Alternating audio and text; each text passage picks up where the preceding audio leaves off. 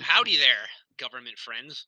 I decided that what I would do is go through the what is this?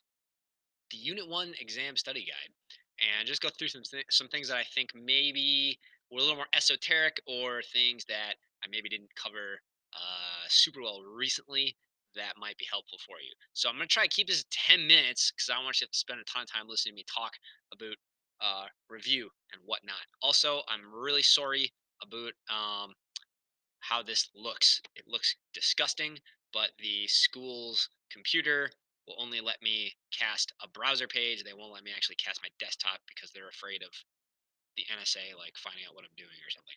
So, it basically comes down to four big topics here, and I'm gonna go through. I'm just trying to hit the high points the best I can. Some stuff I might go quicker through. But one thing is, please do not hesitate to contact me. I wish you would have probably done it before, but it's okay if you didn't. But email me, and I'll try to get back to you about what is going on and whatnot.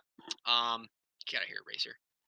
Um, yeah, otherwise in Teams, I'm gonna have the slides that we took notes on. That's gonna be a lot of your content. And then what I try to do, if you haven't noticed, when I'm teaching, is just try to find ways for you to apply that information, not so much just like memorize it, be able to apply it to situations that are important, which is what we do mostly in class. So first, way back in the day, we started off talking about reasons for and types of government. We read an article related to political ignorance. That's not honestly going to come up a whole lot, but it does come up somewhere as like an extra added bonus, wink wink, nudge nudge, um on the on the exam. So what you want to focus on is the similarities and differences between common forms of government. So we broke this down into who can participate. That's one way you can categorize governments. You can also categorize governments based on how the power is divided between states and the national government, and then the relationship between the legislative and executive branches. So that's also a division of power, but just those specific powers, how do they um, organize those? So I'm going to jump through and kind of look at what terms relate to that. So in terms of question one, who can participate? You can have a direct democracy where everybody gets together all the time and makes all the decisions. It's very hard to find one of these. Even though it might seem like it, the founders did not want one of those. They might have wanted the people to be involved in some aspects of decision making, but definitely not all of them.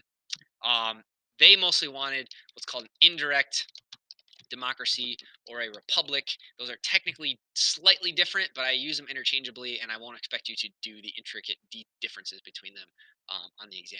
So that just means that you elect leaders for your governing, as opposed to making all decisions yourself and voting on every issue.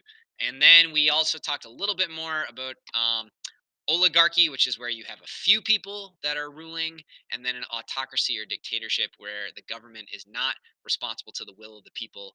And in a dictatorship, you would have one person that is in charge. So direct democracy, indirect democracy slash republic are the most important ones. And then we also talked about places like China, where only the Communist Party is able to have a say in government, really. So that's like an oligarchy. And then you have things like North Korea, where you have a despotic um, dictator, autocratic ruler.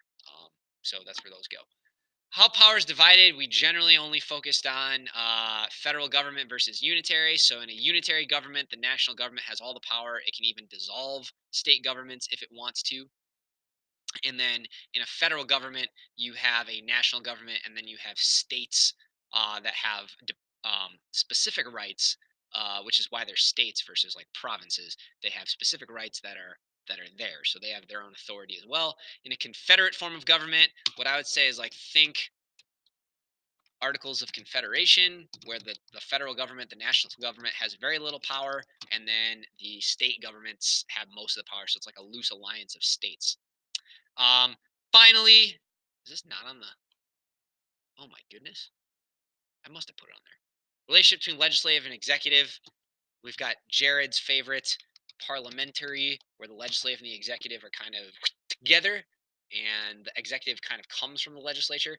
And then you have presidential, where executive and legislative powers are separated between one another. Show clock. 4:52. Okay, we have to make a couple different videos for that. I apologize. Um, Also, Conferration. Did I do that? That's terrible. Anyway, oh, I just did that. This is wasting time, Mr. Carly. You're wasting so much time. Okay. Confederation. Okay. State of nature, natural rights, social contract. Those relate back to why governments are necessary. We spent a couple days talking about that. You had your island that you didn't make an island, but you talked about how you would give rights to people, what rights they should have. So that's all from John Locke's perspective. A state of nature is where you don't have a government enforcing uh, recognition of people's natural rights, and then those natural rights are things that people are born with that the government can't take away. In his case, it was life, liberty, and property, not love, not love.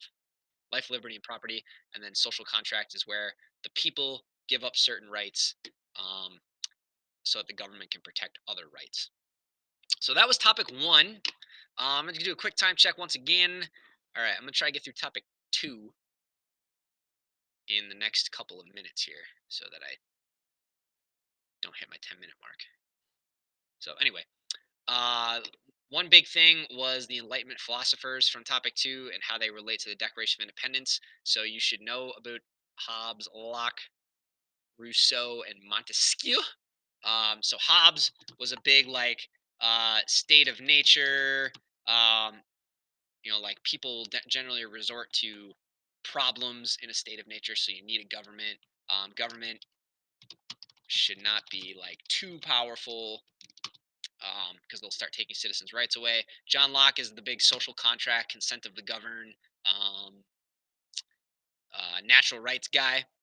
If you think Rousseau, we're thinking popular sovereignty, and the idea of democracy. So, like, the people should be the ruler; they should have the ultimate authority. Ultimate authority is in the people. And then Montesquieu was big into the separation of powers. So, if you think if you think Hobbes, state of nature, government should not be too powerful. People are generally inclined to like fight amongst one another. Locke is natural rights, social contract. He also state of nature. He talked about state of nature as well. Um, Rousseau, popular sovereignty, democracy.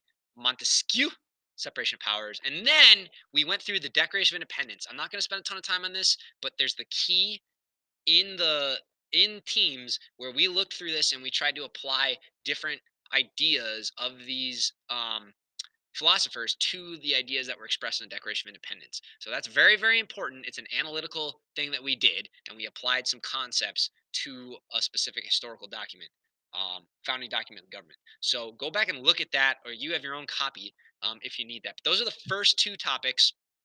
Pretty straightforward in terms of what you really, really need to know. I mean, this is mostly vocab and can you recognize the characteristics if you saw them. This is a little more application of understanding these ideas and then also being able to apply it to Declaration of Independence. So I'll leave you there and I'll make a part two where we talk more about Articles of Confederation, Constitution, Bill of Rights. Okay, cool.